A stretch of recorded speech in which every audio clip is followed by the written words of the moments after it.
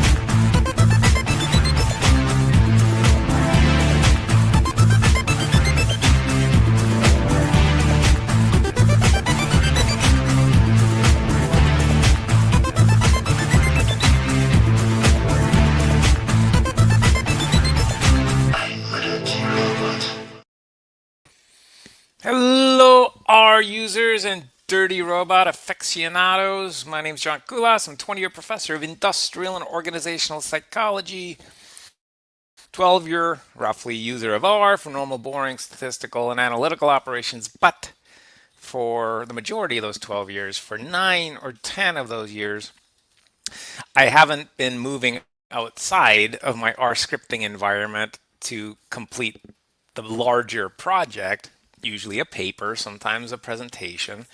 Rather, I've been executing the entire project from within the scripting environment. And so every week we hang out here and we're just kind of promoting this way of structuring your work such that if you are a data scientist, an interested student in the data sciences, or someone who's just kind of getting into this world a little bit, there's a whole system of procedures that you can use such that you never need to leave your scripting environment. And this way of structuring your work is consistent with this principle of reproducible research. And my entire career as a professor was focused on minimizing error, basically. And so this is a great way to minimize error within your analytical operations and endeavors. So whatever you're trying to do analytically, if you structure your work in the way that we're promoting here on these weekly sessions, you're going to at least be able to recover and correct the error that you make or errors that you make once you make them. And you will. I don't know about AI, so I'm kind of curious to see how self-corrective AI is going to be eventually. But I can tell you that if I were to look back on my career and identify kind of one area where I was a contributor or a valuable contributor, or I would at least consider my contributions to be valuable, it's primarily in terms of finding and correcting error. And there's nothing special about me that makes that something I'm good at, other than the processes that I use to document the things that I do. So basically just keeping a script, keeping a diary. I used to call them diaries of everything that you do. And right now we have so many kind of neat tools available to us where we don't only keep a diary of the analytical operations that we're performing, but we can also, someone just pulled in my driveway here. This is a little weird. So I don't usually get this. What's going on here? Anyway, sorry, a little distracted. Looks like it's an Amazon delivery person. Not for me, but maybe for a neighbor. Boy, these people are ubiquitous. It's like they're driving their own personal vehicles now, but she's wearing an Amazon vest. I don't know. Whatever I'm going to get is for my neighbor because I don't buy that much stuff. She is coming up my driveway. There she goes to the neighbor's house. All right. We don't share a driveway, but my neighbor's going to get something that he or she actually ordered. My neighbor is recently married, so congratulations to them. I used to be able to say he's getting something, but now it could be for either one of them. All right, so where were we before we got interrupted by Amazon? We're here each week to promote kind of this way of structuring work. It minimizes error. It's consistent with this idea of reproducible research, and it's a whole lot of fun.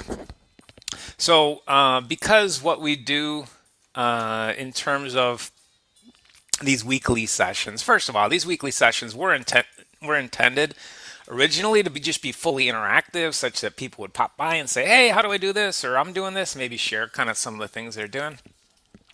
We haven't gotten to that point yet.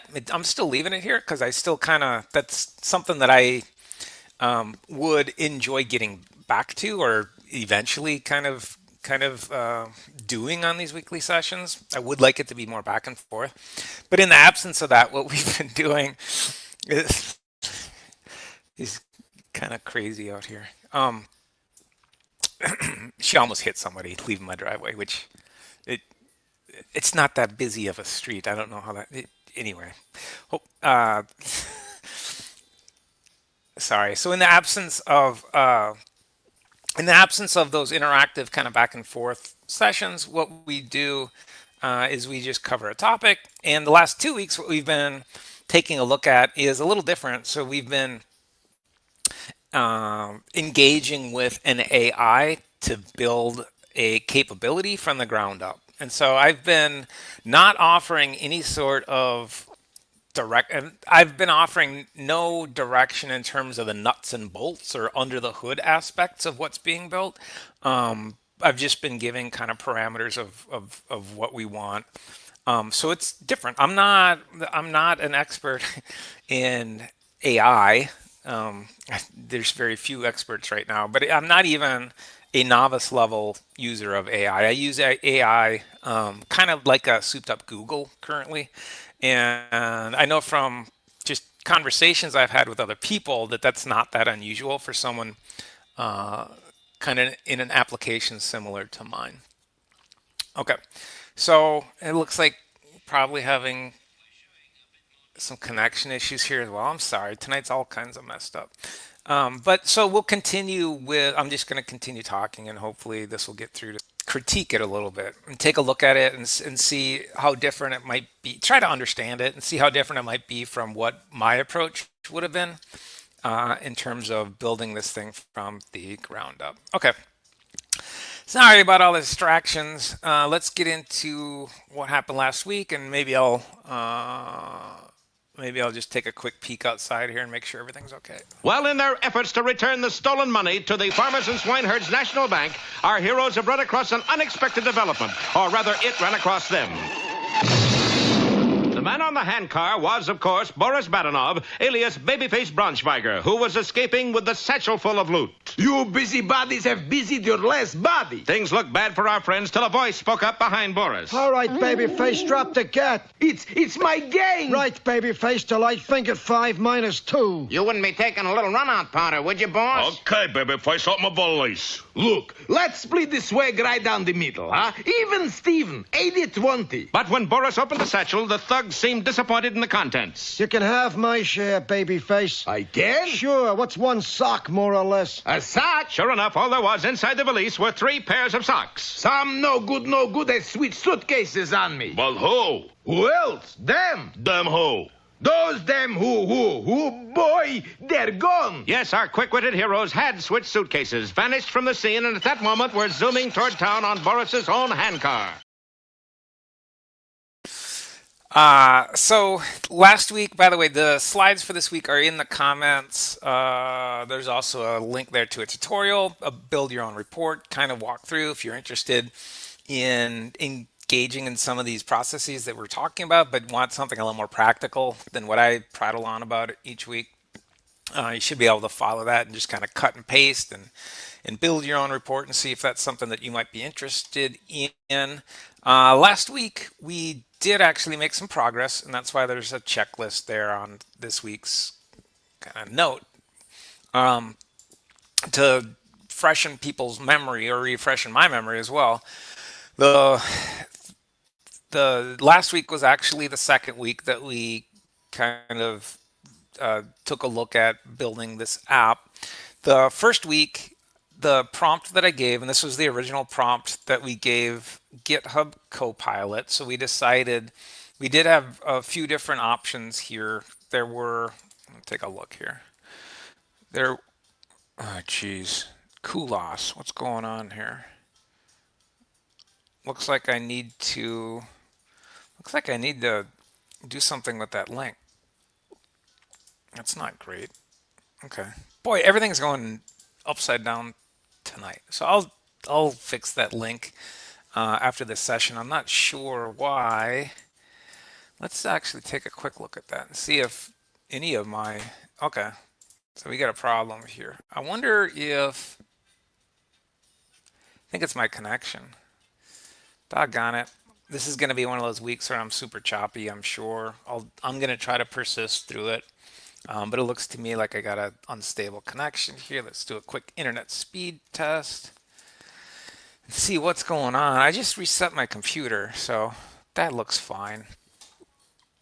So I don't know what's going on, but something goofy. So we can't have access. I'm assuming that if you hit this hyperlink, if you access my slides, that you will be able to see what some of those other options were.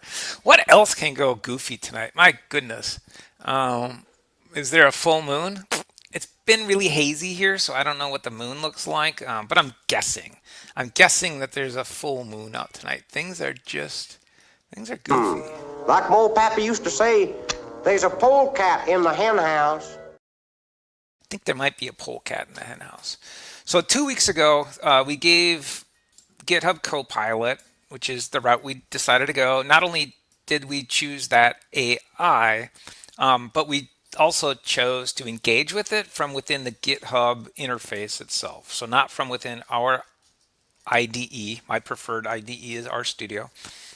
We actually engaged with it from within GitHub. And again, this was something that I have limited experience with, but I wanted to try out in terms of just, as long as we're doing this, let's try something a little different. Initially, the app that was presented to us failed. So it actually did not fail within RStudio itself as we were rendering the document.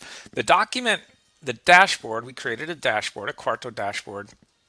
It rendered, but it did not contain the elements that we wanted to take a look at. So there were 2 or 3 corrections as we gave GitHub Copilot feedback and said, hey, it's just cycling through, nothing is actually showing. And then I left it alone. So this is the same slide that we had last week, and that's why it says not touched since last week. That was a sentence that I wrote 2 weeks ago. So after the first week when we tried this dashboard, I didn't touch it. I wanted to get a sense of how much time invested we had using this process. So it took us about 20 minutes in this initial build and then 2 or 3 corrections. Then last week was really interesting. Last week we did make progress, and GitHub Copilot suggested, because initially what I had asked for was a dashboard. It would say here in the first sentence of my prompt, I would like to build a Quarto dashboard.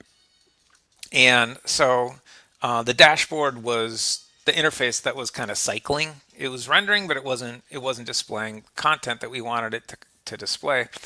So Copilot actually suggested last week when we came back into this project, it said, let's also just build a Shiny app that has the capabilities that you want, and let's see if that works. And we'll kind of do these in parallel. And it was a brilliant suggestion, and actually it was a suggestion that I probably should have made in the prompt, because ultimately I want to take this capability and build it out and do something different with it. Shiny app, and then at some point I can go in and make it pretty. I can add sidebars, I can add pages, I can add tabs, and that's what a dashboard is really in terms of how I've been using them. It's just a Shiny app with more kind of features and kind of niceties around it, primarily tabs and pages. And so I think we're going to stick with this tonight. So this is what we ended up focusing on all of last week, was just the app and seeing if we can get the app to work. We did. So it out of the 3 things that we wanted to do, we accomplished last week 2 of them. So it accepts addresses that are input by the user, and then it locates that address and zooms in on it in terms of presenting it on a map. Now, one of the things that we did not take a look at last week, and again, I haven't looked at this since last week, but one of the things that we did not explore was how tolerant the address field is. So can we kind of tweak the format of how we enter the address? Does it need to be street number, street name, city, state, or can it just be city, state, for example? So that's something that we'll have to test tonight. And then the other thing, the third piece of the app that we do want to build is we want to not only locate and zoom in on the location, but we also want to connect that location to some information. And so initially we were talking about taking data from the US Census survey. I don't know that we're going to do that. I think we will maybe be more consultative with GitHub Copilot and see if it makes a suggestion. Now, maybe we do some just kind of more general scraping from some source, or maybe there is a database that we solicit and try to utilize. But so the app does accept addresses and locates and zooms. The other thing that the GitHub Copilot did that I have never done on something like this was it built a primary capability and then a secondary if the primary fails. And this kind of blew my mind a little bit. And so again, I think we'll do a deeper dive on this next week when we fully debrief on what happened across these 3 weeks building this app, if tonight we get through and actually accomplish the third goal here. But that just kind of blew me away that it took this kind of developer perspective on building something like this. And this is definitely different than a psychologist perspective on building something like this. I've built these before, but I've always only built one way of accomplishing the capability. The fact that it built in a fallback was fascinating. And so that's something that I definitely appreciate. I think I'm curious. I don't know for sure, but I'm wondering if the way that we chose to interact with the AI kind of made it more likely that it was going to build something like this. Again, we built it within the GitHub interface rather than the scripting IDE that we're normally using, rather than RStudio. So we were not in RStudio to build this. The other thing that I thought was really nice, and I've seen this before as well, the other thing that AI does a great job of is getting feedback and building in systems that identify where the problem is. And so it's great at introducing debugging elements to get feedback, so we know exactly where things aren't operating. That is definitely something that I've always struggled with R in general, not just R to build a paper or a slide presentation, but even just if a regression goes wrong. The error codes that you get back from R can be, especially early on, it's part of that steep learning curve that people talk about. but the error messages you get back can be very, very challenging to kind of sift your way through and interpret, and the building in of intentional feedback that directs you toward where something is going wrong is fantastic. So the fact that AI not only has the capability to do that, but has the forethought to include that and to do that, I love that. I love that. And then just a difference here in terms of how the app itself was constructed. The GitHub Copilot chose to do most of the R code within what's called a source script, so just a .r file. Now, I've done this in papers before when I have 1,000 lines of code to do something like grab data, manipulate data, and some of the data I deal with, it can be 1,000 lines of code just to do that, just to grab it and manipulate it and reformat it the way that you want it. And again, keep in mind, I'm not the most efficient coder, so I'm okay with having a long script to perform a relatively simple procedure, but in those applications, I have used source scripts. And so that's just a R file, and you can call it up within your document. You can call it up within your paper or your slide presentation, or in this case, your Shiny app. And it's just a simple function called source, and you source that script from code chunk within the QMD that you're working with, QMD or RMD. So actually, when I was doing source scripts most frequently, I was still using R Markdown. And so I've done it more frequently with RMD files than I have with QMD files. But GitHub Copilot chose to do that, and so that was kind of fun to see that. Okay, enough of me blabbering on. We got to save some time for building this doggone thing. I love today's transition GIF that we found, because Fry says to Bender, "I don't know how you did that," and that's it's kind of one of the kind of meta memes of what's going on with using AI to do all this stuff. Unfortunately, it's a big black box still, and so I wish I understood a little better, not only how it's doing it, but why it's doing it, and the interpretation of the code from top to bottom. So that's a piece that I am still very uncomfortable in terms of not understanding what's going on. It might be the boomer in me. I'm not technically a boomer, but I call myself a boomer. It might be the boomer in me that does that. Okay, so last week, this is pretty much what we got. We got a map, and our map looks a little different. We'll run the app in a second. But if you enter an address into the app, then it'll pull up a map and actually map it. This is a very common kind of shared leaflet map that you'll see across different R applications. And what it's pinning here is called the birthplace of R. So R, the language, is most commonly attributed to a New Zealand origin at a university in New Zealand there. And I don't know. Can we zoom in and see what that university is? Maybe it's some guy's house or girl. No, it's two guys. Let's see what that is. Albert Park. It was invented in Albert Park, which is right next to a university campus here. And I don't know what that university actually is. So maybe we'll take that address and we'll zoom. You know what? We kind of limited ourselves to, we did limit ourselves to United States addresses last time, so we might be a little limited. We're going to go through GitHub. We're going to do this through GitHub, but I want to open up the project directory so we can revisit where we're at and take a look at where we're at, so we know what to tell GitHub Copilot. Again, you can enable GitHub Copilot through RStudio. That's a feature I currently have turned off. Here is the source script that I mentioned. It's called helpers, and there's a lot of information in here, R code that says exactly what we want to do.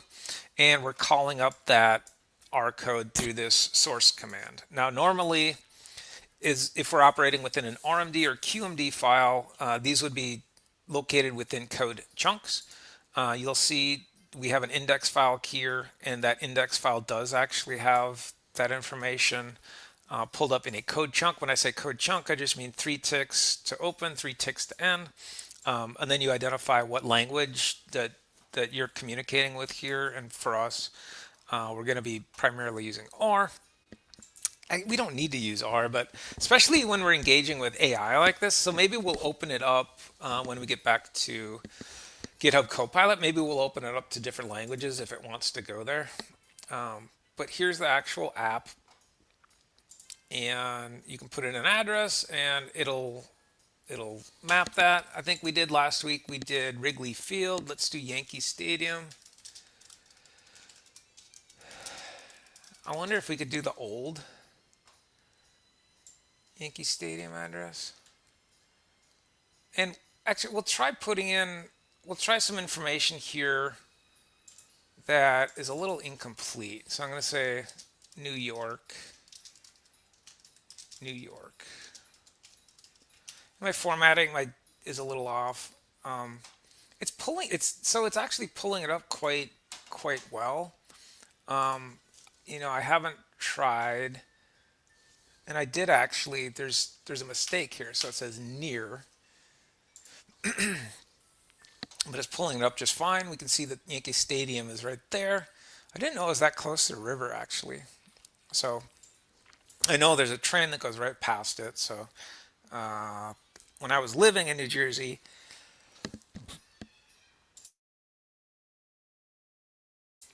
I would occasionally go to Yankee games, and so Yankee games I associate with the subway or the train. I don't associate with the river. I didn't realize we were that close to the river. Anyway, so there's our app, and here you can see some feedback. So the feedback is part of the GitHub Copilot, what it built in to help give us feedback in terms of where we might be going wrong. But this is working great. I love it. I like our app so far.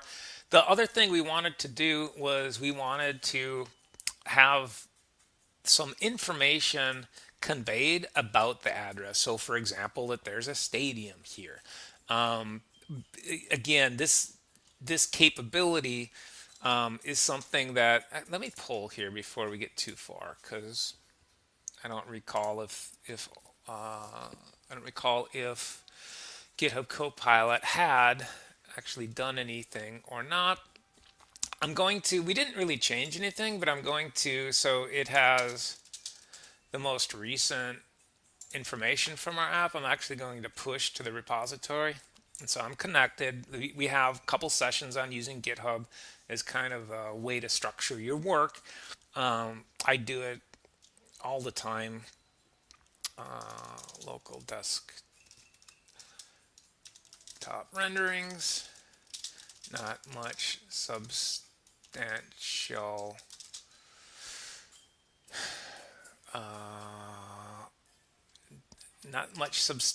change, I guess we can say. Now, these commit messages, you're supposed to be as descriptive as possible, especially when you're on a shared repository with other collaborators.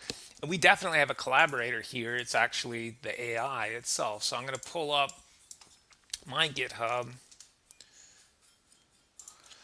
And again, there's a few different ways of interacting with this. I could go to the repo. I don't think I need to, but if I do go to the repo, we can see that here's the most recent commit I made. I just made it a second ago with you talking. We can see what the changes are here if we look. And so I didn't add this. The AI must have added this when we pulled. So a robust geocode helper returns a list with status. And again, this is part of the feedback that it was giving. So there is some information here that's different from what we previously had. So it's probably a good idea that we did make that push. This is something I wrote. So a playground for commercial build of a product. We're geocoding. So that's a term that geographers use. But we're talking about just mapping stuff. This README, I think, was generated by GitHub Copilot? Now let's engage with GitHub Copilot. Let's revisit our conversation. I believe that this is the conversation that we had. And so here's where we left off. Nice, glad it's working. Here's exactly what changed. I think we did ask kind of what changed. There we go. This is a prompt that we gave it as we were saying, hey, this is neat what you did. It looks like it works. Then it's telling us what it changed. I'll try to read aloud what I think is important here. The in-UI debug panel is what we saw at the bottom of the interactive button. When we said locate address at the bottom of that, we actually saw kind of a grayed out field, and that was what was being referred to as a debug panel. So we should be able to shut that off if we want. And then let's see what I added to help debugging, more debugging. Next, suggestions. Remove again, so there's kind of two processes here. There's a primary and then there's a fallback. The fallback uses what is called nominatum. We looked into that a little bit last week, but I haven't looked into it further. It's a different capability that I'm unfamiliar with. As a psychologist, this kind of geocoding stuff is I've done it before, but I certainly don't have experience with it. We want add a small UI element that shows the parsed numeric coordinates. That'd be kind of cool. So I think we should do that.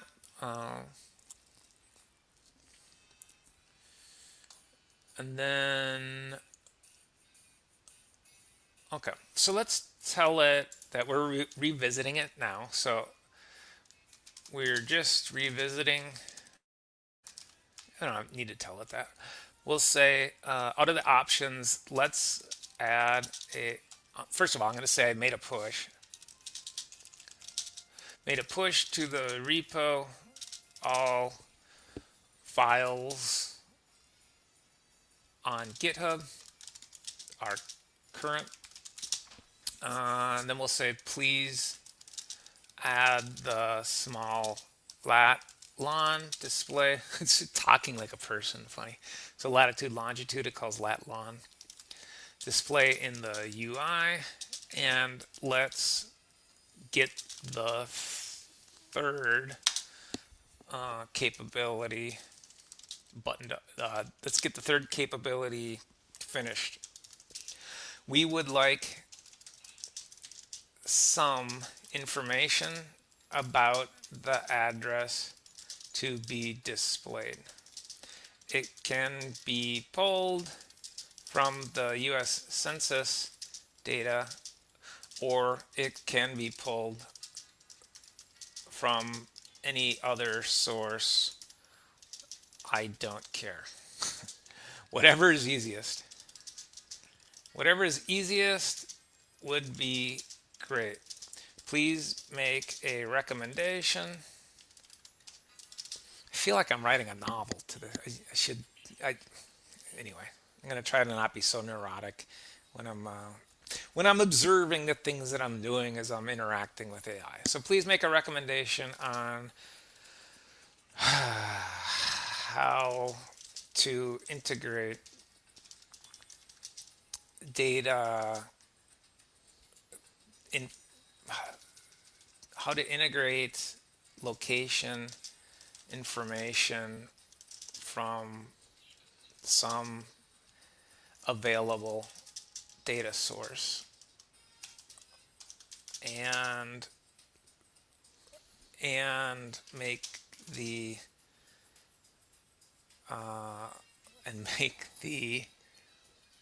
corresponding. You're getting some insight into how I write a paper. There's probably a lot of and occasionally, I shouldn't admit this, but occasionally I do pull up thesaurus.com. I'm like, that word doesn't sound right. What word should I use? Please make a recommendation on how to integrate location information from some available data source and make the corresponding changes to app.r. And what's the other? So there's two primary that we're using right now. The other one is helpers.r.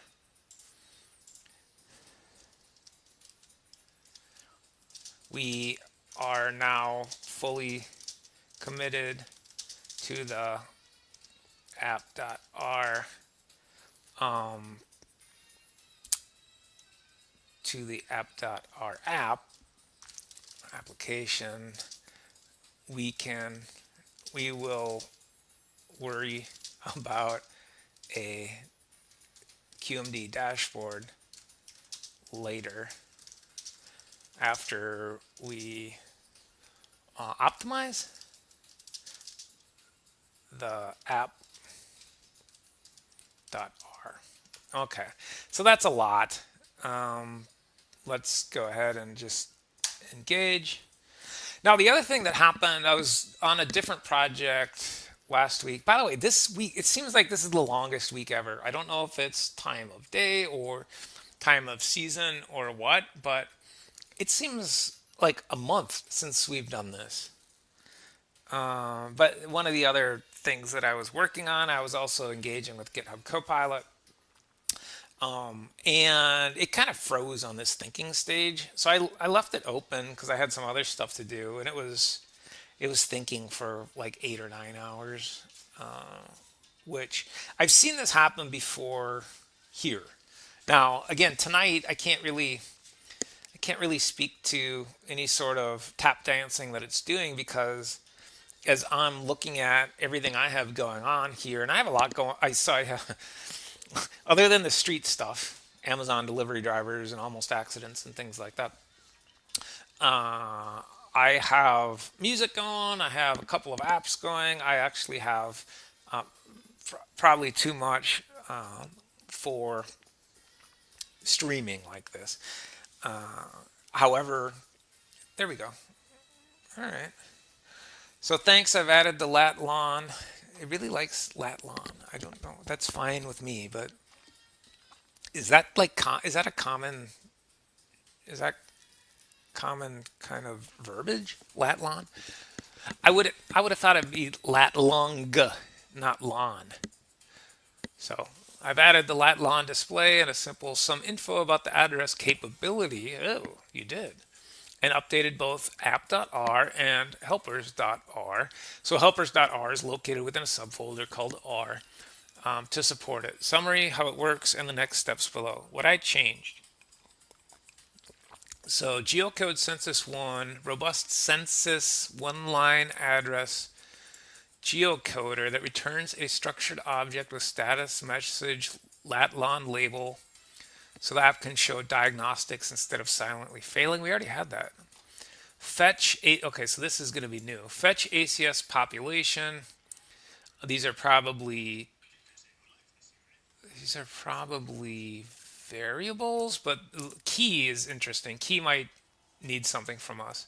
Small Census API call, direct HTTP. So that means we are going to need my API key. That fetches total population plus name for a given 11-digit tracked GeoID. Returns a structured result with status, message, or the population and place. So again, this is something that I was thinking about as we were developing this capability. Is if we want to return information, we're going to probably have to have a series of concessions. So if you have this information, present it. If not, present this. If not, present this. If not, present this.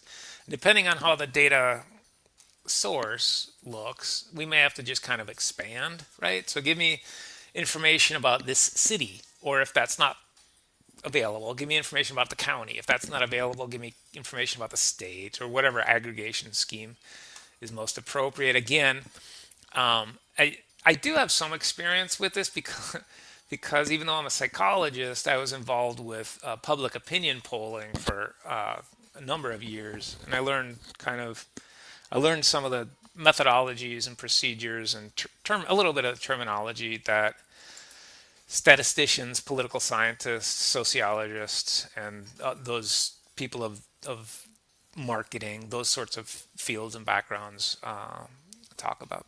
Okay, so within the app, so that's within the scripting, and then within the app, it adds a small display. Okay, so that'll be interesting to look at. Adds a tracked info display. So this is our information that we're pulling from the U.S. Census. We're keeping the debug panel. That's good. I don't mind that at all. That's fine. Uses, and again, here's the primary and fallback. Uses geocoder as primary. If that doesn't return coordinates, it falls back to that secondary. I love that. I just love the fact that it's doing that. The app extracts. So this is kind of some of the back and forth of the user and the server side of things.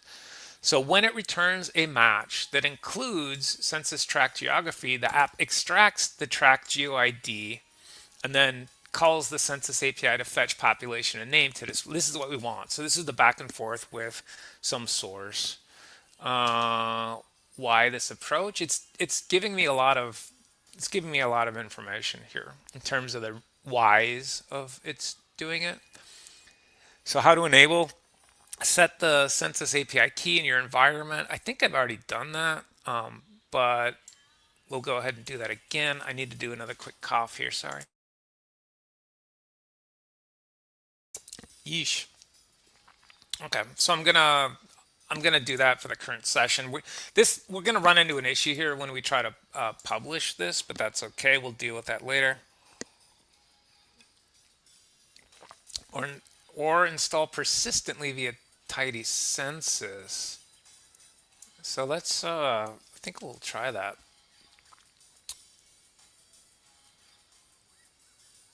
So how to run and test locally from the project root, open the app.r and click run app. In the app, you should see the map centering on the address. Yes, we have that before. The lat lon, that'll be new. The matched address shown, I think we had that. If the census tract was returned and census API key is set, the tract GeoID and population name will appear. That would be fantastic. We would be done early if that happens. I guess that's not going to happen. A debug log of steps in the sidebar. Good. We want that. Example behavior you should expect. It's very it is very descriptive in terms of what it's doing. So now it's asking if we can make the changes, and it's giving us the code. I cannot do a full code review on the app.r as well as the helper function. I'm just going to say, yes, you can go ahead and do this, and we're just trusting. By the way, that counts as that allow does count as kind of a interaction.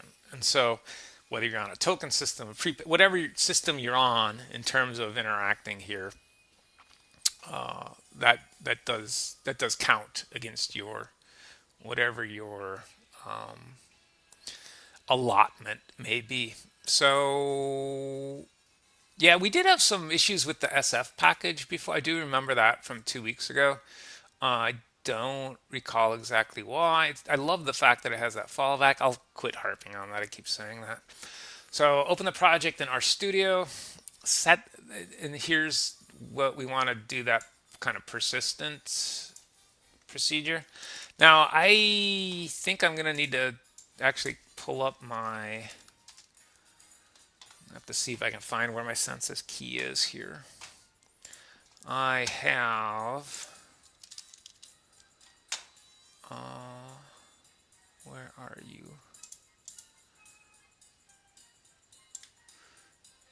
Sorry, I know this is probably riveting, watching me off screen access and type my census API key, but I just did that. So then, restart R after installing. Okay, so I'm gonna run that. We don't have anything changed. I haven't pulled anything yet. I'm gonna go to my console, and in the console I'm actually going to I pasted the wrong thing. I'm going to paste that tidy census function, and it sounds like that is going to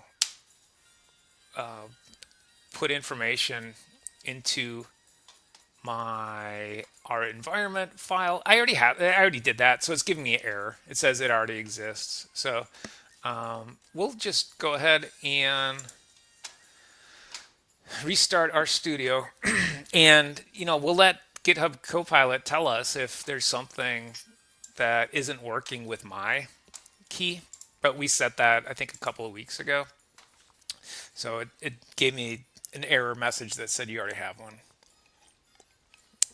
And again, I don't recall everything that we've done because we're relying so heavily on GitHub Copilot to do all the heavy lifting here. I'm trying to not interject any sort of specificity in terms of how things are done, how I would do it, because like I said, I think next week we will take a look at that.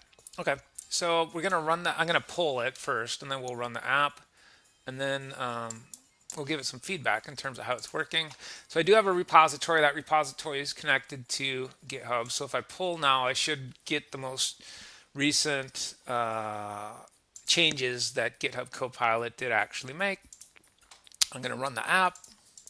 Let's see if it blows up. Yeah. So we'll see if we can.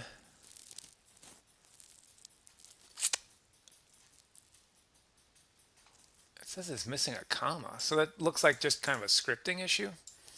So let's go ahead. And this is where it's probably more efficient to be working within our studio rather than going back and forth within the GitHub interface. But we're going to stick with this. I'm just going to give it the error message that I saw.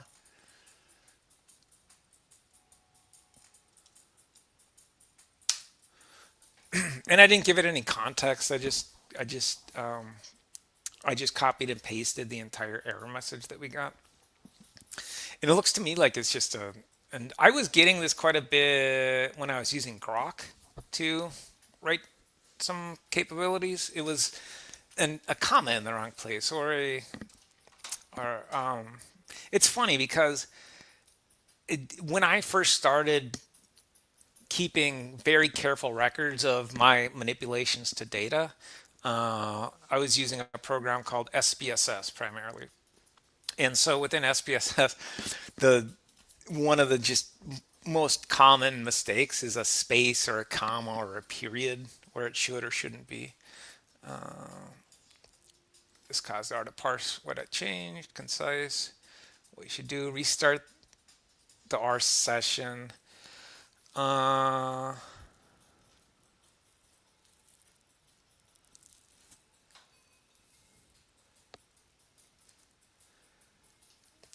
So yes, we wanted to make the change. It's not saying exactly what the change is.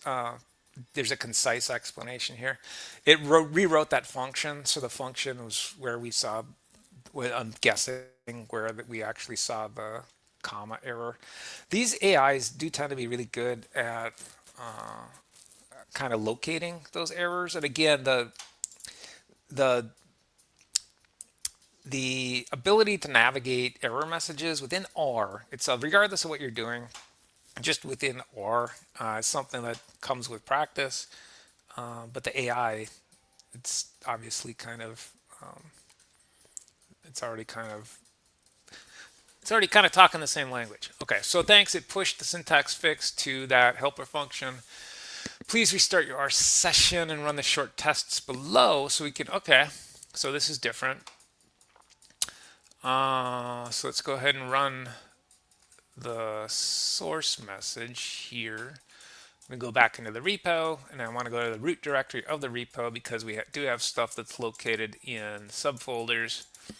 By the way, so it's great for just structuring your work, but identifying stuff within that structure can sometimes be a little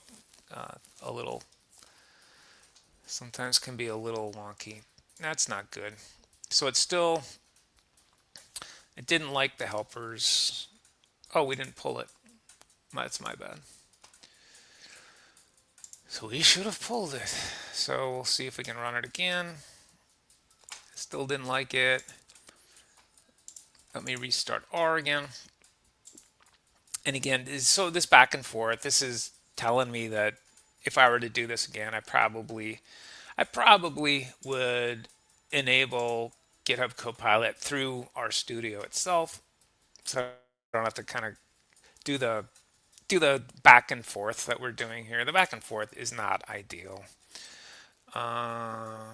So let me run the source, and we're still getting that error. Okay, so we're gonna have to tell GitHub Copilot that there's something in that R script that it does not like.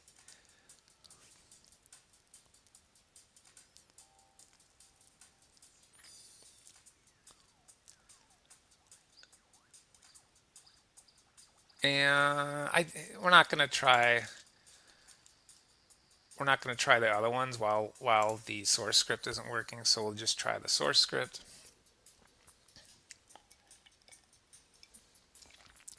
It's funny, I wasn't really expecting syntax errors like this. That's not something that I've come across before in going through this process. But again, my experience with this process is very, very limited. We talked a few, while it's thinking, we talked a few weeks ago, maybe a few months ago already, about a kind of call out capability that GitHub Copilot and Grok and I kind of collectively worked on.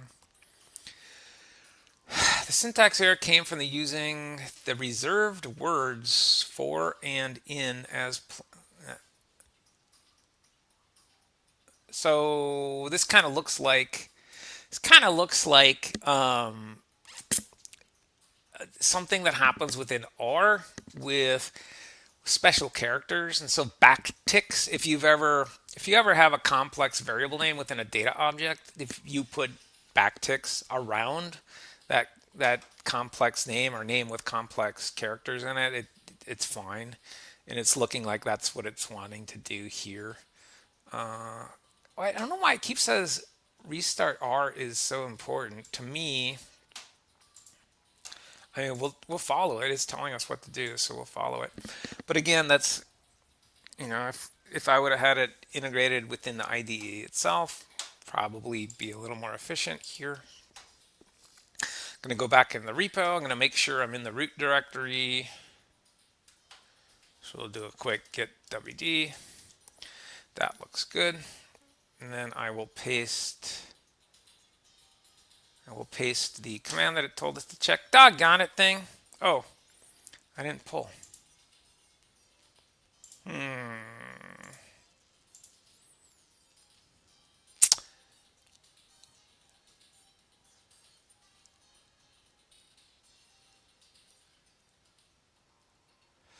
So it's telling me I should actually do some changes. I don't want to do the changes. I want it to do the changes.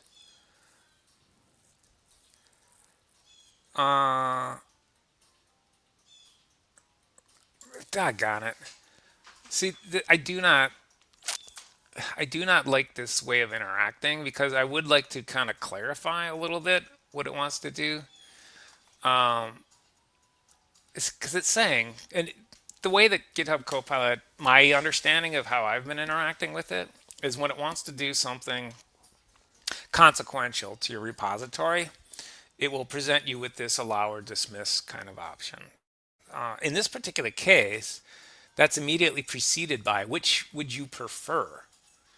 Which do you want? And I'm going to need to hit, because I know this because I've done this before, I am going to need to engage with this allow button before anything is done. Even if I said I want you to do the other thing, it's going to give me, it's going to need me to do an allow. So anyway, this is a learning exercise. Let's just try allow and see what happens. I would prefer to be more conversational with it and say,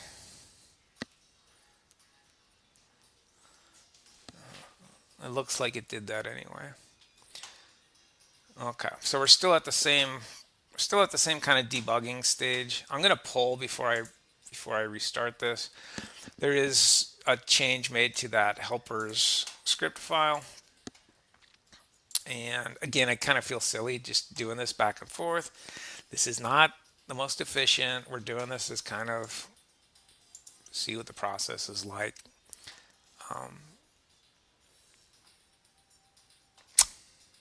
So back into the project directory, I am going to, okay, good.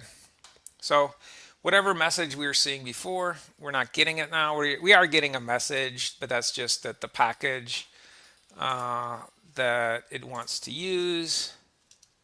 Let's see if there's a more recent version of that particular package. I don't know what that is. And so many of these packages are kind of dependencies on packages you do use, or they are, no, I have an HTTR2, but I don't have an HTTR that's not completely updated. So we'll just leave that. So that looks like progress. Quit functional check. So we do want to check that. I'm just going to paste that into my console again. And that looks good to me. It's returning a list. So if we look in the environment here, we can see that list object, and there's a bunch of information in that object, including things like the default address that's actually in the app itself. So that looks good. Status equals okay. Yes, that's true. So here again, you're seeing some of the back and forth that the AI and you are engaging in. It is helpful to know kind of what you expect to see from R here. So I know how to read a list, for example, and that's very helpful. It wants status okay, and we got that. So this is the API key thing that I'm kind of curious about. We'll see what happens here. See if it can actually find. Oops, it's showing my key.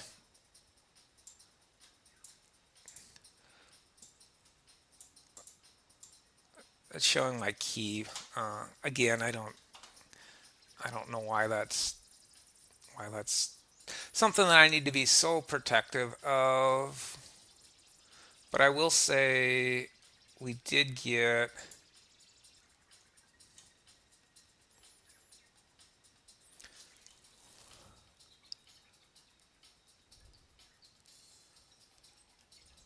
let me do this again to make sure I didn't make that I got kind of, when I minimized that window, I got a little bit lost.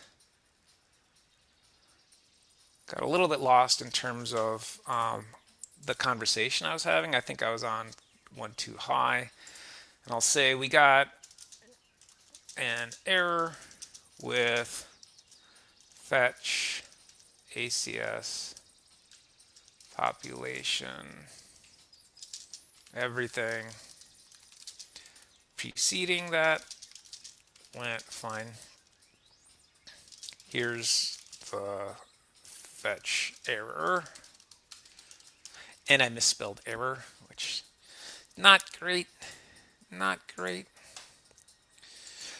But I feel like we're making progress. Again, it's having us do testing capabilities outside of the app itself, just kind of little pieces at a time.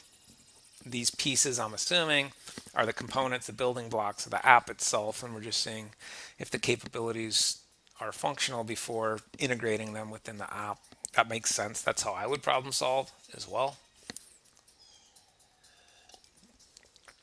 So let's see if we have anything to entertain us as we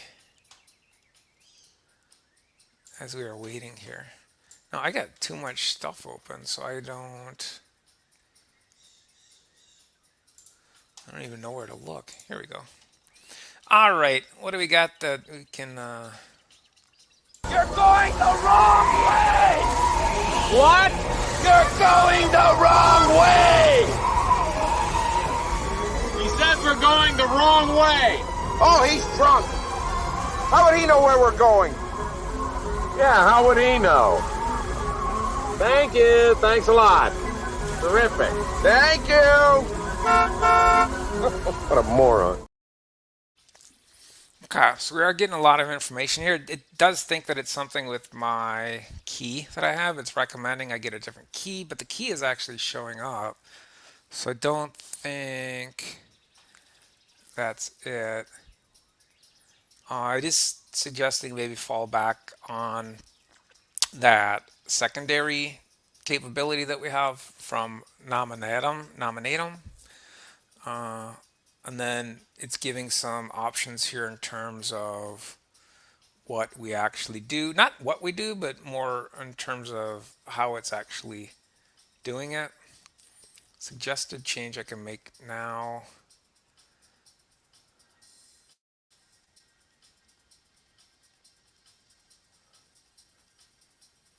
And again, it's saying this, which should I implement? So we'll try a different approach now. Instead of hitting allow, I will say, and I think this is going to waste a query, but I think we'll say,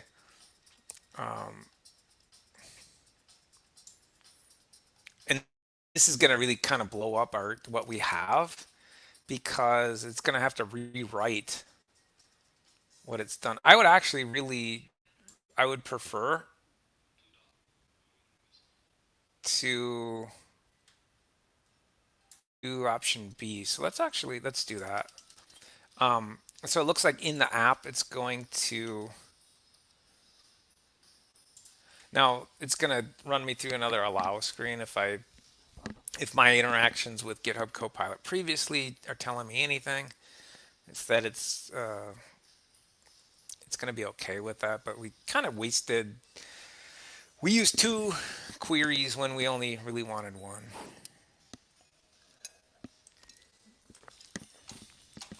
Let's see, what else do I have to entertain here?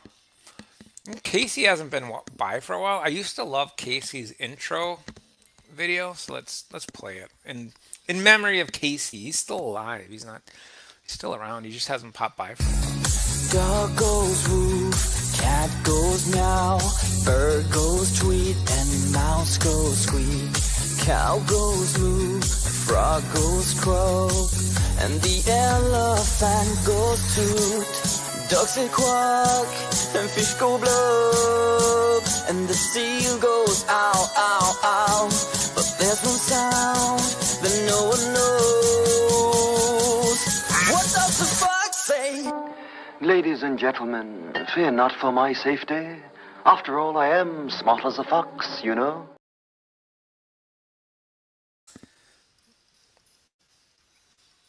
I do like that. What else do we have here? I just have some short ones. It might be actually stuck again, so we may have to give it a little bump. This searching for file is kind of what I got hung up on last time when it took the 8 hours or so.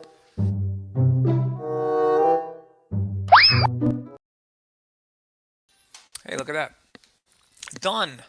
I added an on-screen hint plus a modal button, so you can set a Census API key in the running app. So that's kind of, I like that.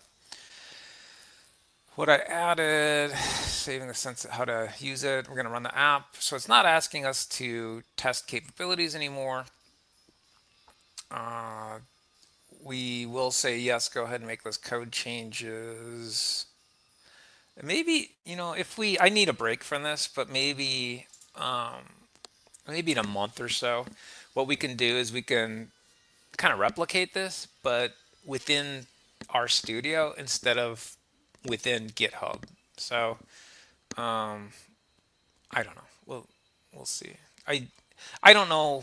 I'm still kind of familiar. I'm still kind of okay with the interacting with an AI in one environment and then implementing and testing in another, but it is very inefficient. It's very inefficient.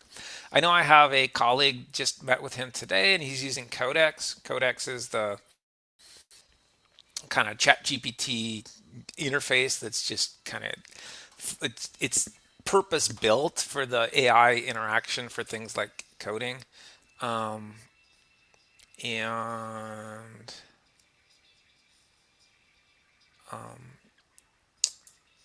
And so I know that there's kind of more efficient ways to do this. Okay, let's do a poll.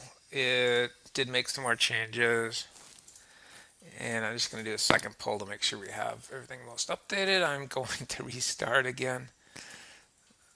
I did restart my computer too before this session. I was having some issues. Part of what's going on out here in terms of the distractions is they're putting in, I don't know if it's fiber optics or what, there's some sort of telecommunication capability that's being put in.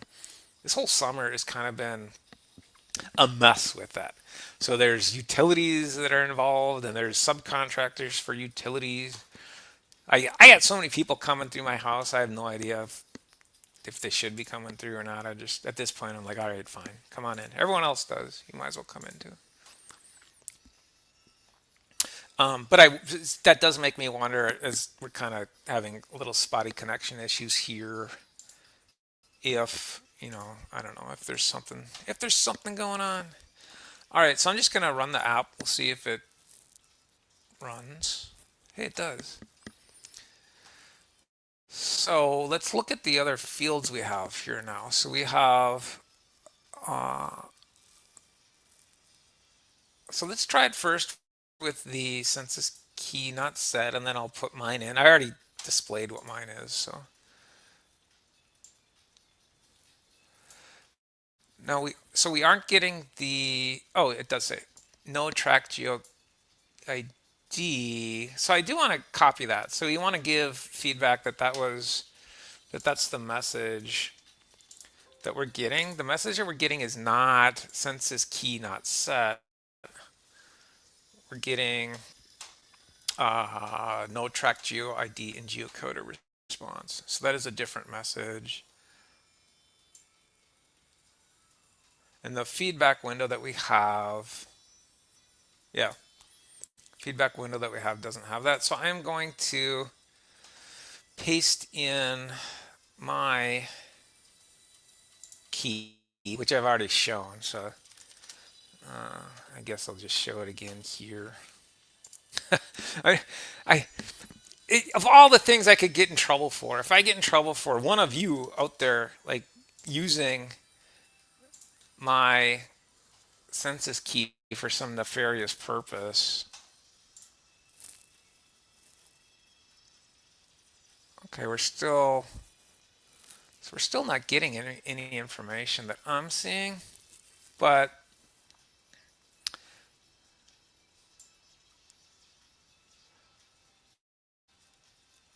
it does say census API key set in this session. So I'm going to give it some feedback here. I'm going to say, so we're close. I think we're really close. App seems to work, but no information is being returned. Here's the feedback window. And so it is actually saying that the census API key is set. So unless it expired, maybe is it possible that mine expired? I guess that's possible. And then we'll also say the address matching feedback is this. And I probably should try a different address as well. Address matching feedback is, and then we'll give it that. So we'll see what it says about that. I hate wasting all of these queries so early in the month. They get reset each month. But for you good people, I guess it's okay. So what was Wrigley Field?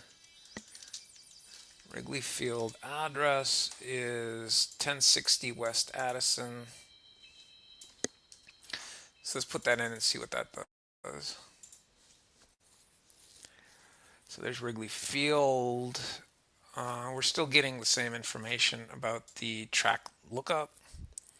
No tracked GeoID. And so, this is telling me that there's just a mismatch. It looks to me like it's actually doing what we want it to do. It's just not having the information from that database. We just need to specify probably different information from that database to be pulled. And I didn't look deeply enough to verify what it is that's actually being pulled. I am going to stay on a little longer tonight, just because I think we're close enough. Yeah, no track GeoID. That can happen. The online address response sometimes omits the geographies block, but you can get track info, what's happening, geocode return status okay, lat lon, and matched address. Yes, it's doing what we want. But then this raw variable did not include a census tracts entry. So it looks like everything's connected. We just need to pull some different information.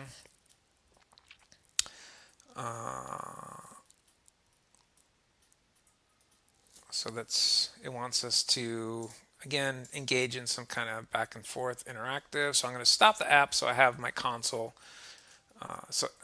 Oops, I pasted that in the wrong spot. I want my console prompt back. So we'll put that in. And that looks fine, like what we wanted it to. How to check and fix this interactively.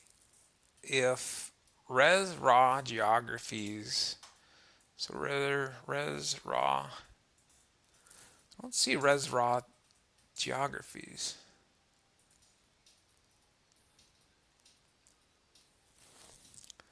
So there is no res raw geographies. We have res raw, and that is, maybe it's just using geographies as a kind of overall. So it must be using geographies as, it's funny, it's not a specific term within this list.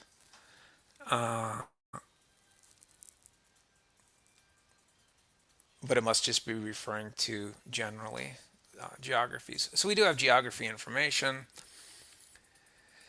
Census tracts. It does say including geographies. So we don't actually have that. So let's give it the full structure. Let's give it the full structure that we get within that.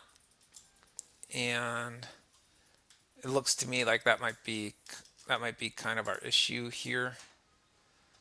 That was an early.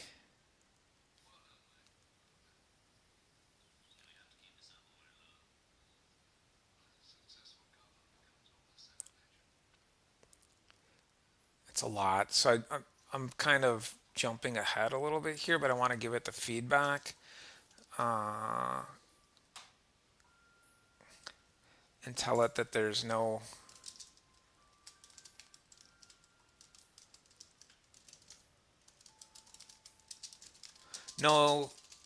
res raw geographies noted. I want to make sure that that was the actual field that it wanted. Geographies, yep, geographies. Okay.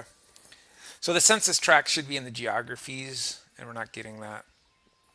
So we're going to tell it that before it makes changes, because to me that's important. That's something that it looks like we should actually have it.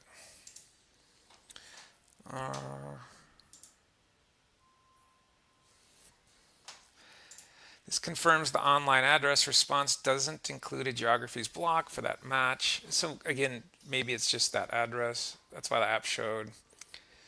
The app is already coded to fall back to the census coordinates, geographies endpoint when the address results lack a census tracts entry. So we probably need to get somewhere away from census tracts. If you run the app after the latest changes, you should get quick manual test, rerun the geocode, and then call the chords helpers. So it's got everything commented out here. We should just be able to paste this in. Normally I do this in script, not in the console itself, but we did run into an error there with the second one, which is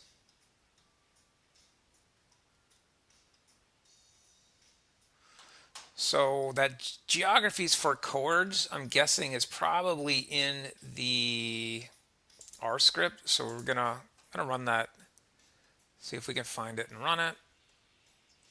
I'm just gonna run the entire helper script, assuming that that function is in there. Now I am going to rerun the helper commands that it wanted us to. Yeah, it's still not finding it. Okay, so that was, it looks like it can't find that function. That function maybe is from a package. It may not be a function that that it built. So we'll tell it that that function can't be found. And it might be as simple as we just need a library call in front of that function if that function comes from an existing capability.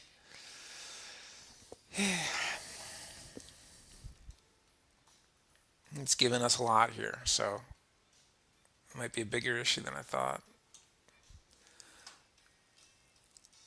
No, we just ran the helpers. It's possible that as we're kind of back and forth here, it's possible that it made some changes and we just haven't pulled them yet.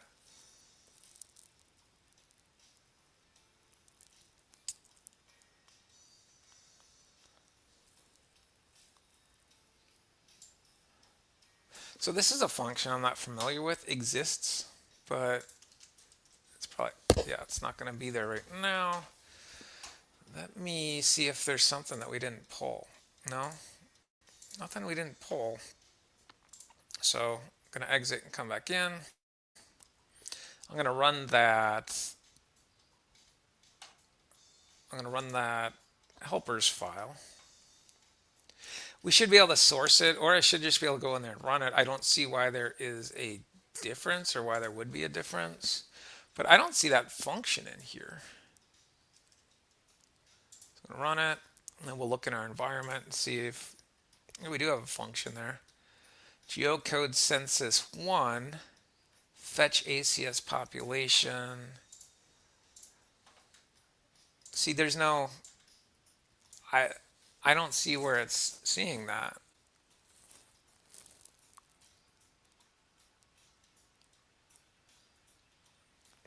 Let's try the source command. I don't see why this would differ, but source or helpers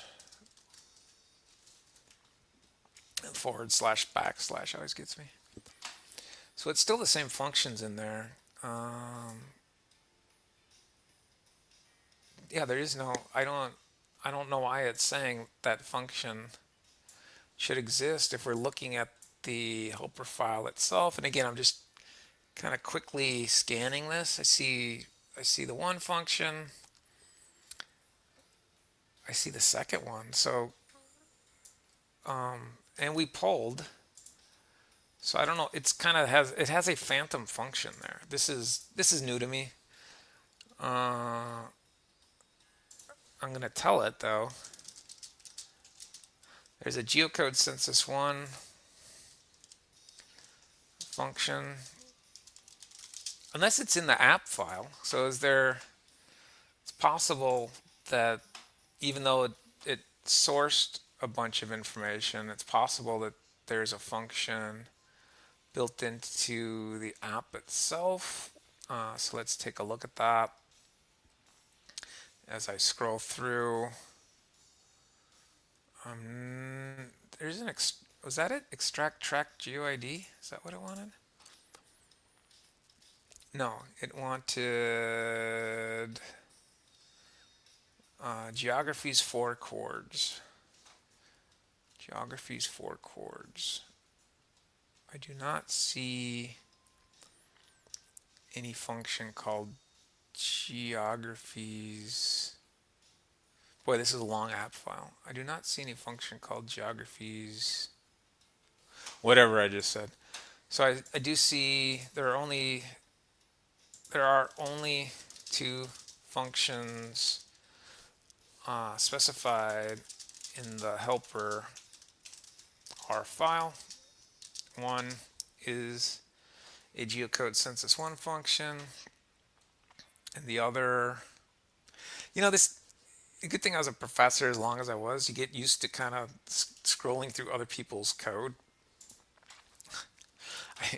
It's probably a useless skill, so it's not one that matters with AI anymore. And the other is a function. There is no, what is it called? There is no geographies for chords function that I see.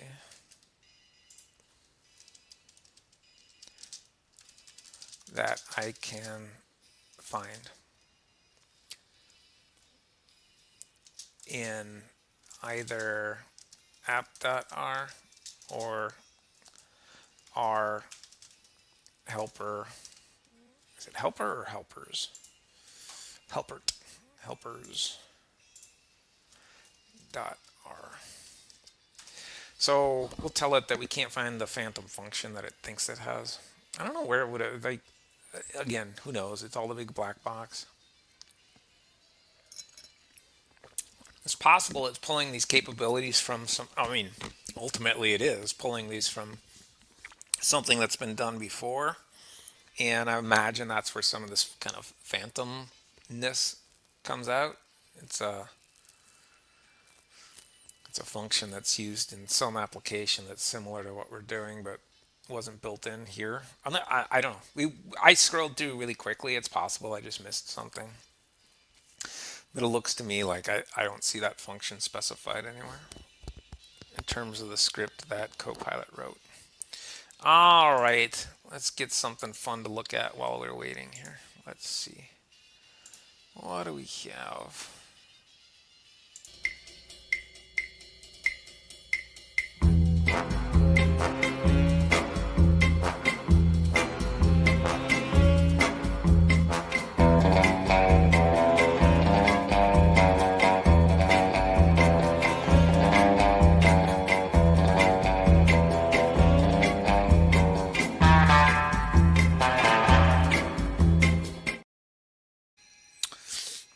So in addition to the goofiness outside, and not goofiness, but just a lot more activity than I'm used to outside.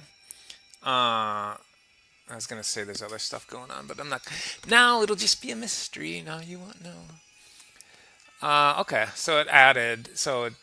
Yeah, that was just phantom. So it is helpful to kind of understand a little bit, like be able to read through what it's doing and kind of interpret it somehow. Maybe that's what we'll be with the AI overlords, is we'll just be interpreters, maybe. Like Office Space. We can take information that AI generates and is wonderful for our life and communicate it to the plebs. Is it plebs or plebes? I don't know. The error just means your running doesn't have the updated help. Yeah, I know. Ensure your code is up to date. Well, isn't that your job? All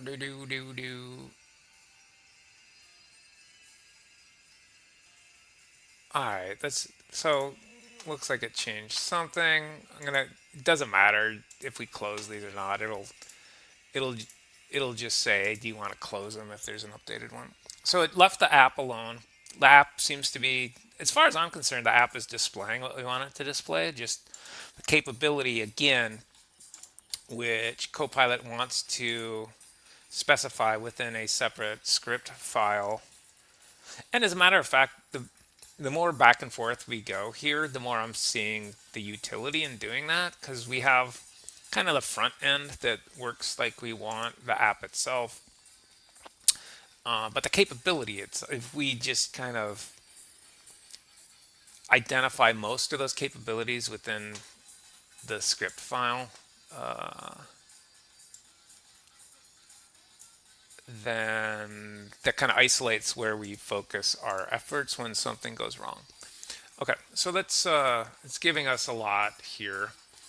Ensure your local code is up to date. We did that. I pulled, so it is up to date. Thank you, Copilot. If you edit file, we don't need to do that. Restart R. I think we did that. Why does it keep saying? I don't think this is as important as it says it is, but since it is directing what we're doing, I mean, okay, keep doing that.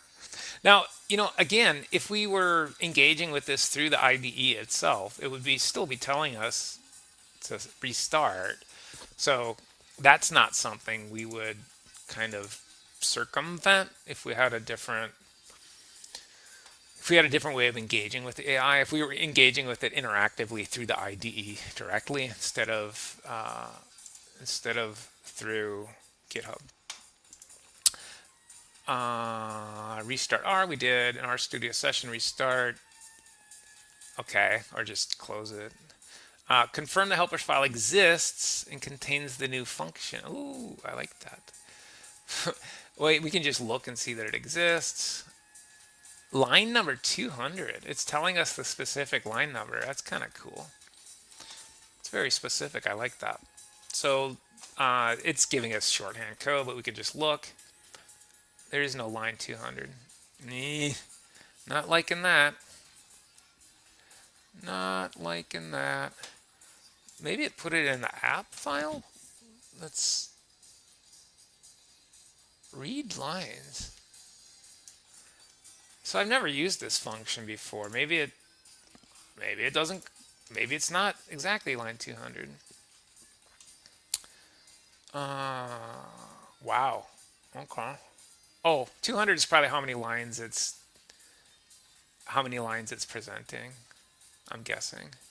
So yeah, it's just reading it from the top. It's interesting. That's not something I would be interested probably in using. It's a lot easier to just look through the file itself. Geographies for chords, that's what we were looking for. Okay, so yeah, it's in there. Who knows what it does or if it's effective, but yes, I do see it in there. I do see geographies for chords. That's the function that we were focused on. grep, man, that's an old function. I haven't heard anyone use grep for 10 years. Source the helpers file and check the function exists. So it kind of wants us to run one by one here. We will do that. We will source it. And again, that's just populating the environment with those functions. You see we now get 3 functions instead of the 2 that we had previously. That's good. Run the chords, geographies, lookup. What is that? Example sequence. So this is kind of, we had done this before. I'm going to minimize this again so we can kind of see both of these at the same time. Where are you, thingy? Where are we? There we are. So I'm going to take one at a time here, and you can see it's kind of it's populating my environment with that res list object. We'll see if we can get both of these so everyone can see them. It's popping around a lot when I resize these.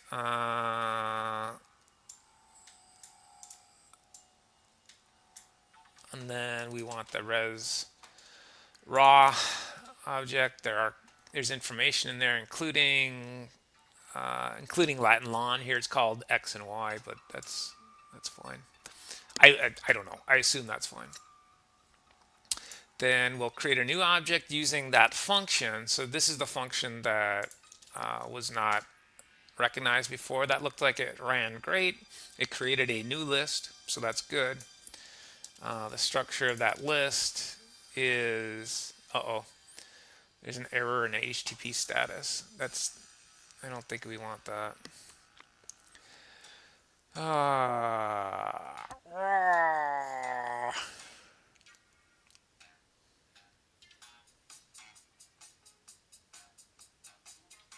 So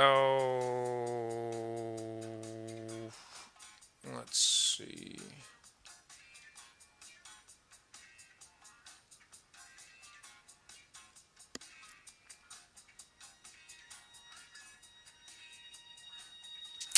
So let's give it what's showing here for the GeoRes. So we're saying everything worked until, no, we'll just give it that.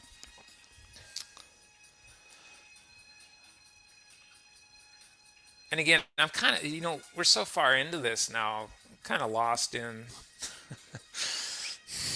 I'm a little bit lost in the content of what we're trying to display. So I don't care. I just want something from a database.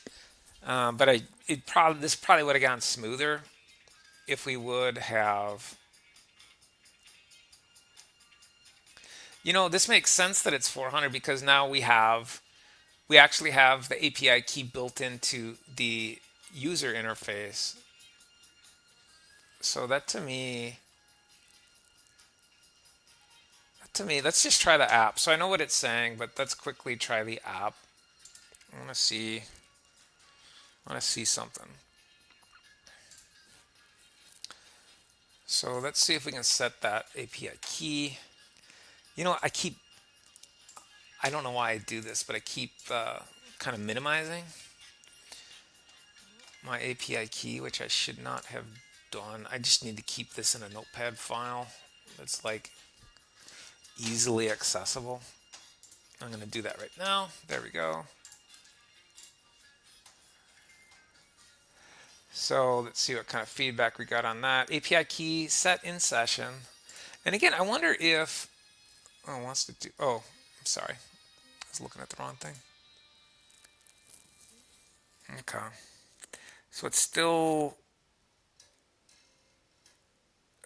presenting information. It's presenting the latitude and longitude. I mean, that is some information. It's not information connected to a database, however. So we're gonna have to go through its suggestions here. So inspect the raw HTTP response body.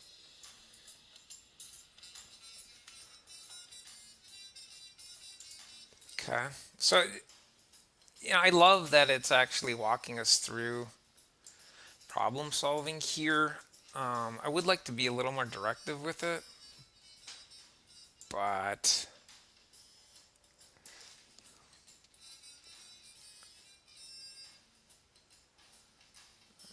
the part of me is wondering too. I'm having these internet issues.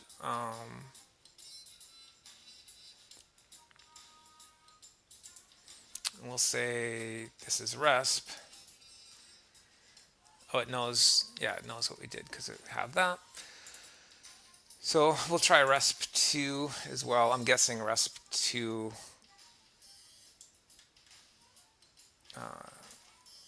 is not going to be helpful either. So I'm going to paste that in as well.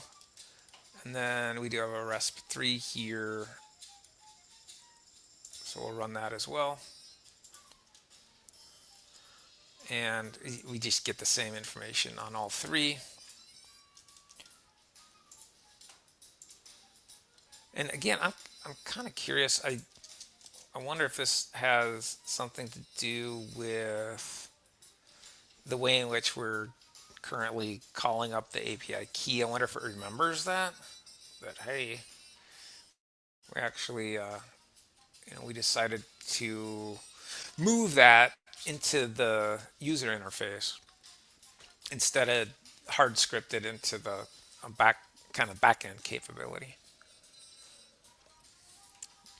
But I'm going to go at least another 10 minutes here on this, so we'll see what happens. I really don't want to go into another week on this. Vintage parameter. The heck is a vintage parameter? Run this exact code. Why doesn't it give me... It's kind of weird. Why didn't it give me a... Why didn't it give me a clipboard here? Getting a little casual, aren't we there, GitHub Copilot? Unexpected symbol.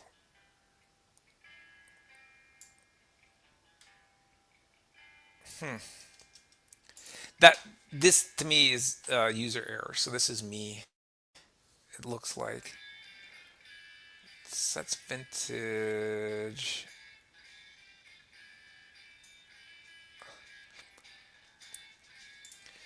I'm going to tell it what we got there with the cat. And it's probably going to say restart R. This might have something to do with the restarting R and the loading of the functions. Let's see what it's doing. Oh, no. Because it, oh, yeah. Cat status. And it doesn't like the structure of that. Two separate arc commands. Same line. I just copied what you had. So again, this is part of the not having a clipboard. There was apparently not a hard return where there should have been a hard return. So we're getting a status 400. Status is 200. No, status is 400.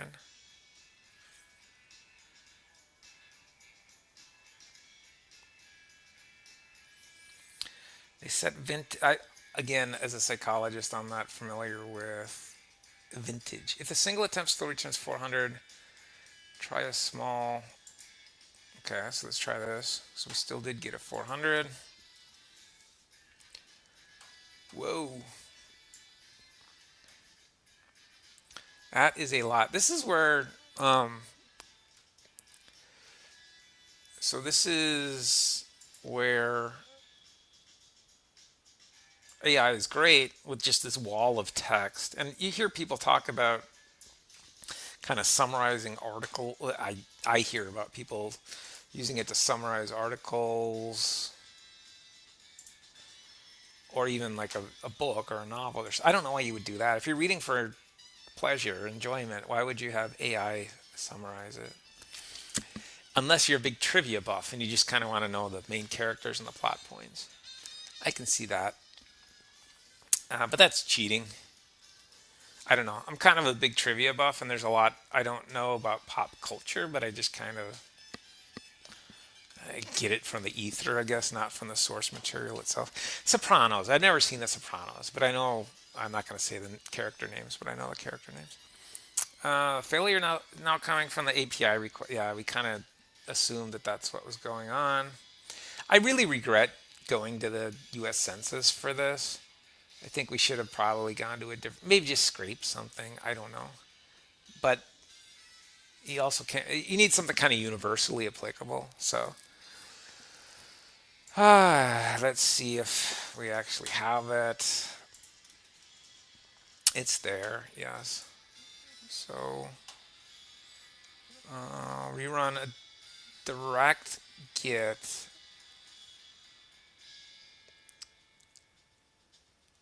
Okay, we're going to try a direct git. Let's make sure it's not telling us to restart again. It's really specific about that. Here we go. Oh, how did this open up? There's a weird program that just opened up. Sorry, people. We just got a lot going on right now. It's this freaking status 400. I'm really getting sick of it. Status 400, status 400, status 400.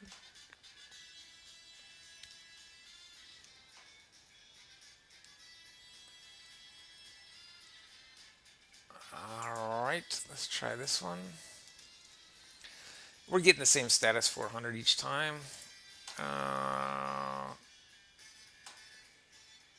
So we're going to tell it that. I probably shouldn't give it my API key, even though everyone else has it at this point.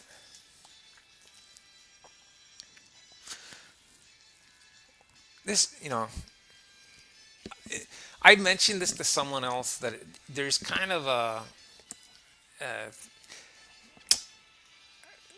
there's a, I don't even know the proper word for it, but there's a kind of feeling of uselessness in doing what I'm doing right now. So whatever skill, knowledge I've built up over the years, they're completely useless. They're mostly useless at this point. So I do understand some of what it's creating. I do have the capability of kind of scrolling through visually and saying, I think it's talking about this. But largely I'm just like, all right, blindly you say, take this and try it. And I blindly take it and try it. Now, if we weren't on a session like this, I probably would read a little more carefully and take a little more time and maybe even give it a little more feedback. But I was curious to see on this session, or these sessions, I guess, how it kind of mostly self-directs and self-corrects as we're actually doing this. So what I change? Ooh, you did not change it yet because you always ask. It's claiming that it changed something. And again, these fields mean nothing to me. I'm guessing it's a field within the data set itself. Pull the latest code and restart. Did it? I'm very skeptical that it actually pushed something without asking me. Yeah, it didn't do anything. It says it did, but it won't do anything unless you confirm it. So there's the allow button at the bottom. I can make the fetch more robust. So it doesn't look to me like it's doing a lot different here, but again, if that, I'm guessing that's a data field, the B whatever, kind of looks like a variable name. So it might be, it looks like it's stacking a few. If nothing there, then this. If nothing there, then this. If nothing there, then this. And that's how I would structure it as well. If we're trying to pull from a data set that might have some empty fields, but that 400, I don't know.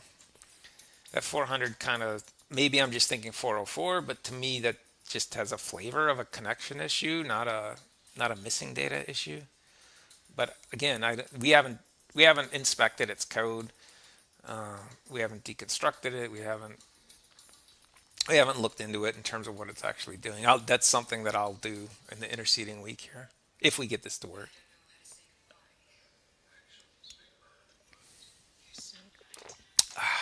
All right, as we wait, what can we do? Yeah, this one's appropriate. 'Cause you had a bad day.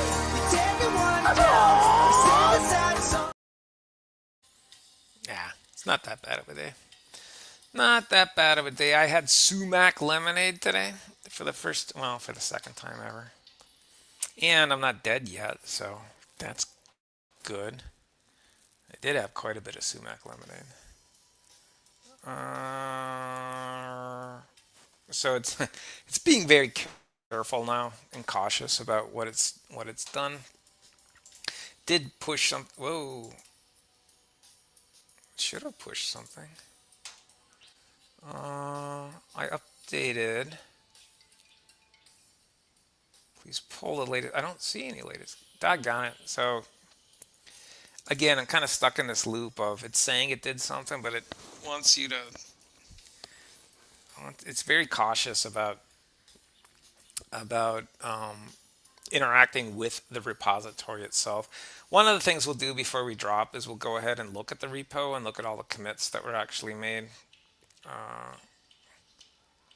All right. So this was exactly what it said it did before, but I must have missed the allow button or something, because it didn't do what it said it did. But we just went through and said, okay, now do it this time. You didn't do it before, but please do it this time. So I'm going to go back into the repo. I don't know if this is well, again, this is a very inefficient way to do this, but it's certainly not any better than me kind of piecing something together from kind of previous capabilities, kind of making a Frankenstein kind of thing. Except, again, it is doing some of the devy things. It is building in this backup capability. What I probably would have done at this point, however, is I probably would have abandoned the whole US Census idea and just searched for a different database. Because to me, that's where we're running into issues. So looks okay so far. Rerun the end-to-end checks. Same address you use. I didn't use any address. You're using the addresses. You, not me. You're using the addresses. That looks fine. It's got a GeoID this time, so that's actually, to me, that's kind of a biggie. The GeoID should be what it's using to pull information from. There's a lot of duplicate looks like there's a lot of duplicate information here. You know, we could even just report this, what track it is.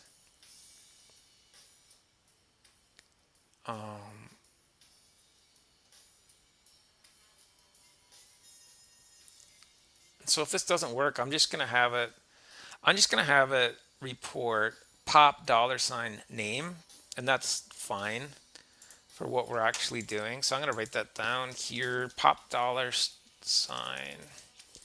$name is fine to display because that's being pulled. So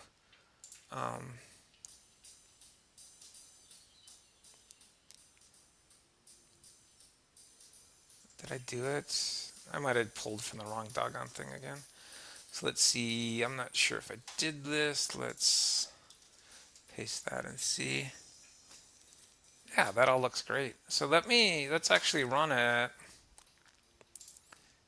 and see if we get some more information now.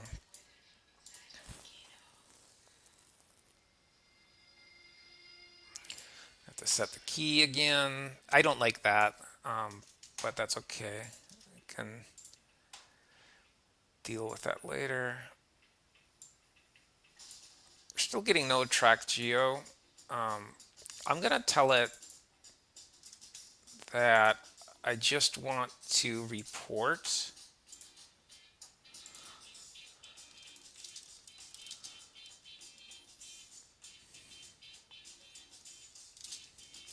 let's simplify this. We are getting good information in the pop.name field. Let's display the value of pop name within the app itself, and then we'll consider it accomplished. Please change the app.r to display the extracted or the value of pop.name that is returned for a given address. So I think we'll do that. So as I'm looking through what it gave us, there is information that's actually being extracted that's pulling from the data set itself. And again, I didn't want to take over to this level, but I mean, we're almost 2 hours in, so get a little KI going here, a little Kulas intelligence. And that information to me looks fine. So again, we're trying to get this baseline capability and then build it out from there. And I'm kind of curious to see what my collaborator wants to do with this, but we should be able to kind of take what we currently have and then tweak it from there. So what I'll do, if this works, what I'll do between this week and next week is I'll carefully look at the app.r file as well as the helper functions that were created, and I'll kind of try to deconstruct those and then represent those in a digestible format. And I'll share this as well too. I'll share those files on next week's slides so anyone can take them and run them. You can make your own app. I will be publishing this app so my collaborator can take a look at it. I might take off some of the feedback now that I don't think we're going to be, well, I guess I can leave it on because we're going to refine this and probably pull from a different data source. I imagine what he's going to want to use is either information that we scrape specific to a geographic location. So even though currently the app is built such that you can enter any address in the US, what I understand my collaborator is interested in is a very more focused, a much more focused mapping, such that it's going to be county specific or municipality specific or city specific. But if we can just pull that census tract information, that's all I really wanted to do. I didn't want to get more specific than that. To me, that's integrating with the database, which is great. So name. So it looks like it's going to present it as name. And then the location, it's saying, do you want that located in a specific location? Eventually, I'll take this, and if this is something we can build on, this is something that I'll move over to a dashboard, and I can play with the cards and the sidebars and all the different kind of layout components myself. I don't need AI for that. I really was interested in AI in terms of these capabilities. And we'll see if it presents the tract now. If so, you can finally close the door on this. Place name. Okay, so this is what we're actually looking. So it did more than we wanted.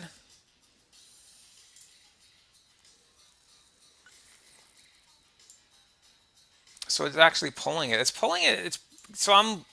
It does know my Census API key locally from our environment. So once this is published, this shouldn't be displaying this information on the published site unless someone has the API key.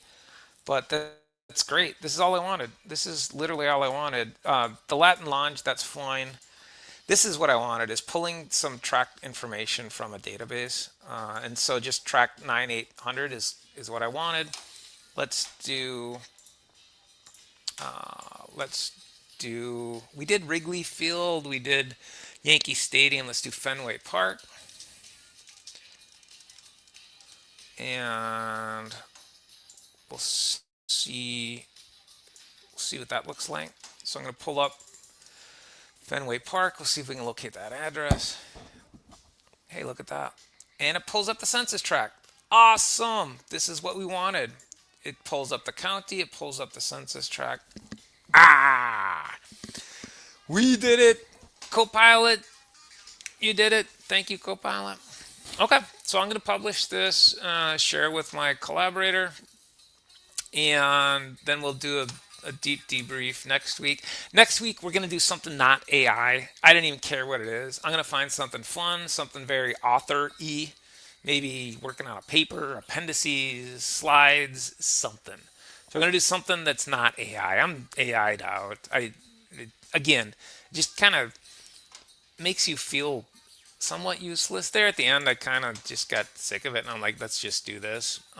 But the entire process is there's not a whole lot rewarding about it. And again, this is coming from a longtime professor who places more value over the process and learning and extraction of kind of experience from the process than the final product itself. So I might be a little different that way. I've been told I'm a little different that way. But I'm satisfied that we got the capability we want. I don't feel like I really learned much. But we'll debrief this next week. All right. Thanks, everybody. See you next week.